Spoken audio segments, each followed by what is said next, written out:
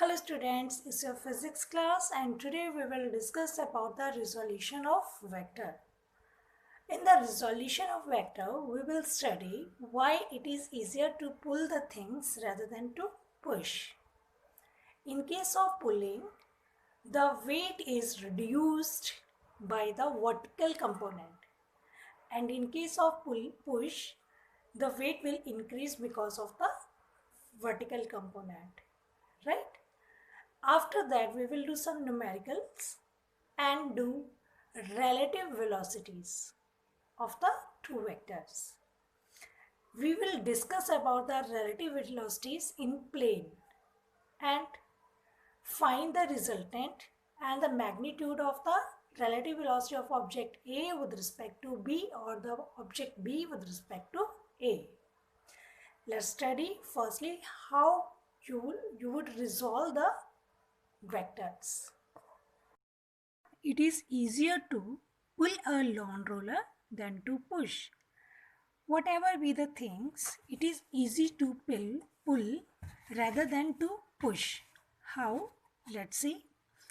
Pulling the lawn roller, we apply the force at an angle theta in this direction, right? This is the tire of the roller and this is the applied force.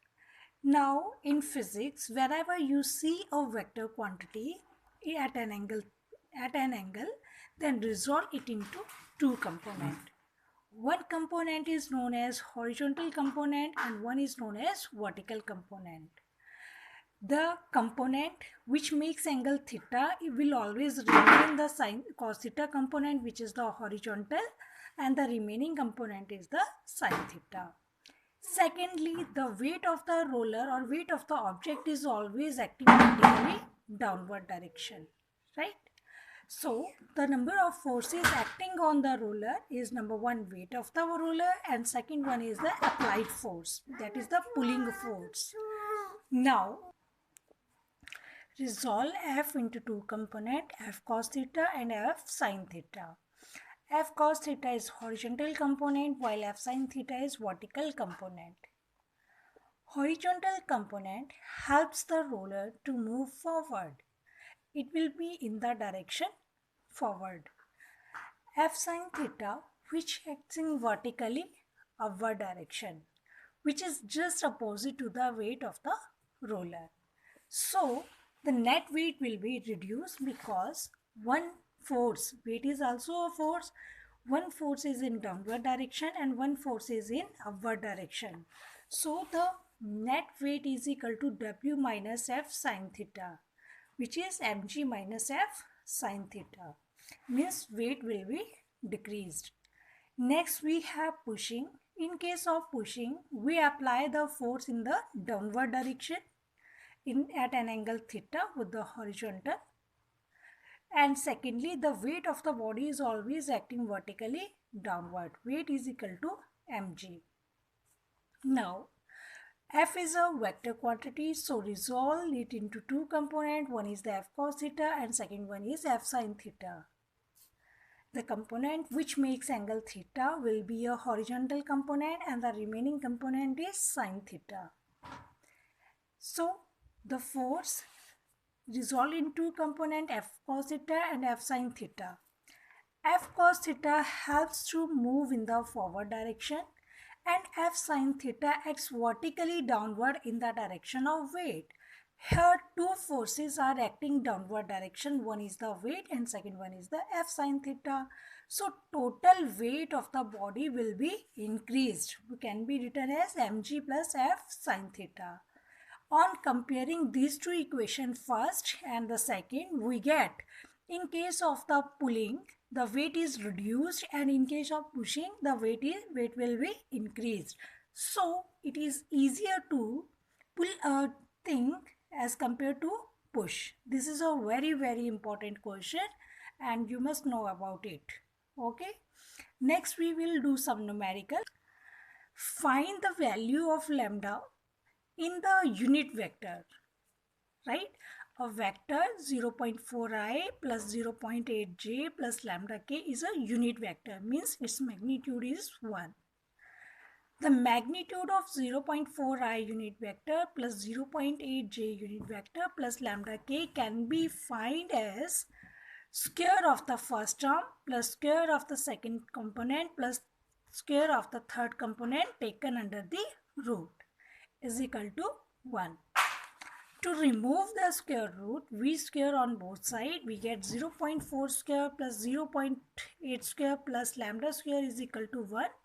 On the simplification, we get lambda square is equal to 0.2, which is the under root 0.2. Lambda means lambda is equal to under root 0.2.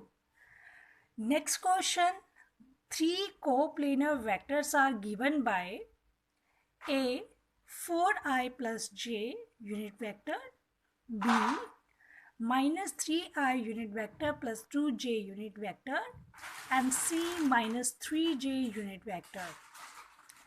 Find the magnitude of the sum of the 3 vectors, right? Sum of the 3 vectors. We have to add I unit vector in the next I unit vector and j unit vector within the j unit vector, right? So we get A plus B plus C, 4i unit vector minus 3i unit vector become 4 minus 3i unit vector, minus j unit vector plus 2j unit vector minus 3j unit vector becomes minus 1 plus 2 minus 3j unit vector. On solving, we get resultant is equal to I unit vector minus 2j unit vector. To find its magnitude, we square the components, square of the first component plus square of the second component under the root. It becomes under root 5, right? This is a very simple question. And next question, this type of question we already done. A child pulls a rope attached to the stone with a force of 16 Newton. Here force is given 16 Newton. The rope makes angle 30, theta is 30 degree with the ground.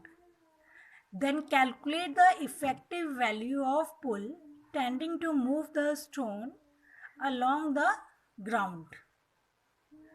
And calculate the force tending to lift the stone vertically. Means we have to calculate the horizontal component and the vertical component.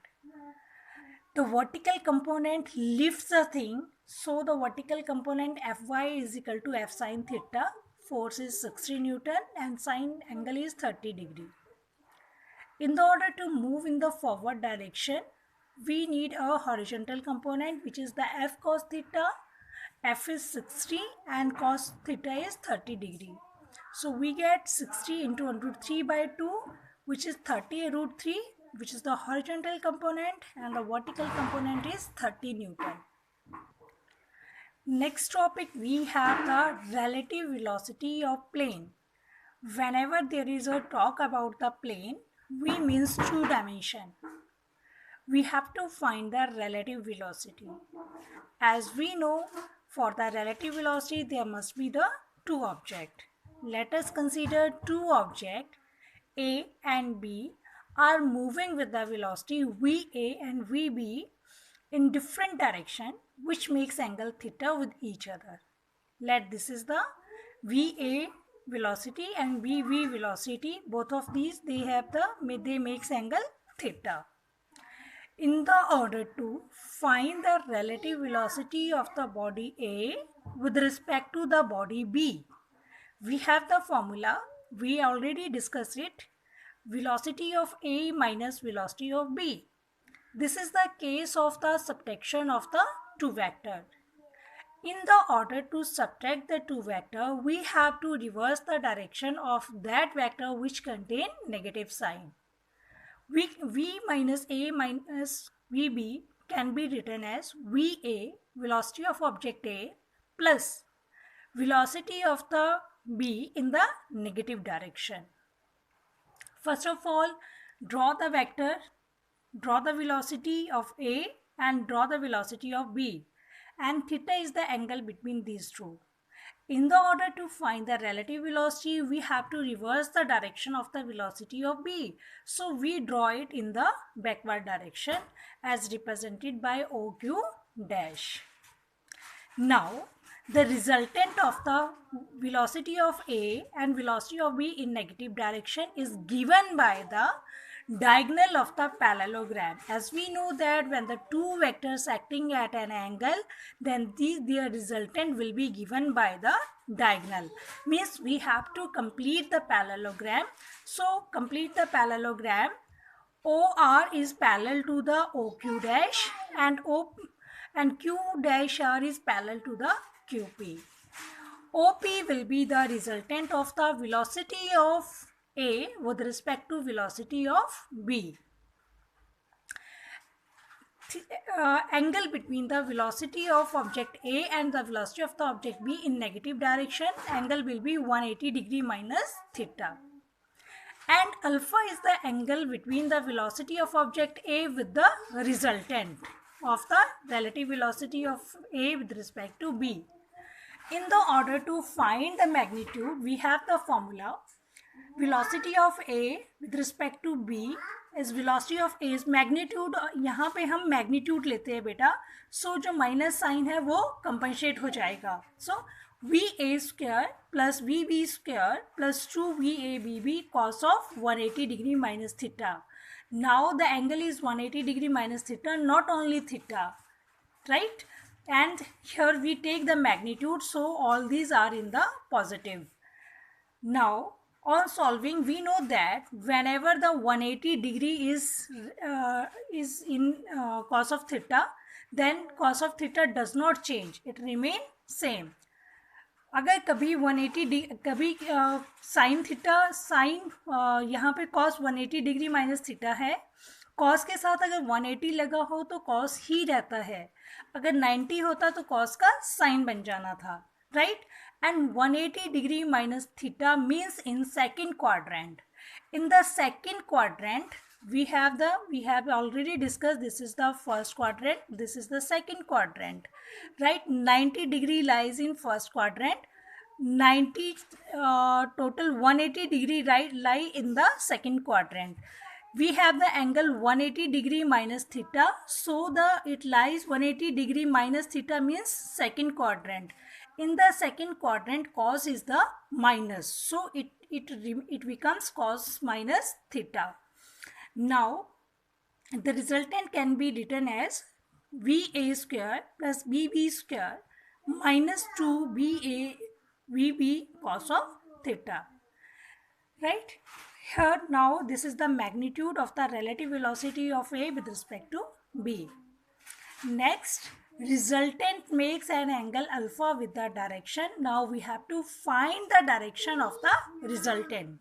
For this we take the angle of theta or angle of alpha, but here we take angle alpha.